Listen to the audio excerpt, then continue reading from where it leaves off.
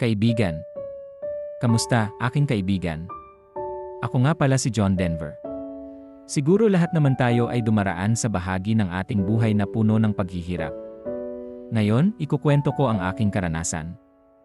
Dumating ako sa puntong ng hinanakit at kawalan ng pag-asa. Sa sobrang bigat ng dinadala ko, natutunan kong gumamit ng mga ipinagbabawal na bagay, sigarilyo, marijuana, at iba pang droga.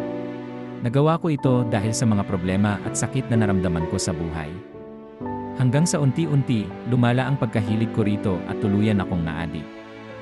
Naging bahagi na ito ng aking araw-araw na buhay. Sinubukan kong tigilan pero hindi ko magawa.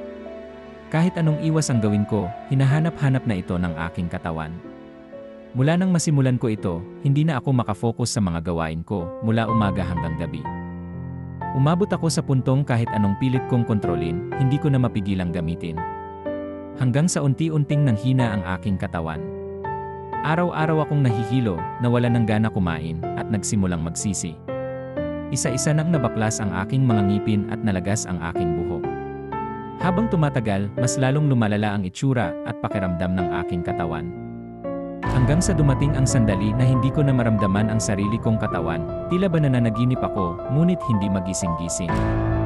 Pinanood ko ang sarili kong katawan na parang isang hangin na dumadaloy at tumatagos sa paligid.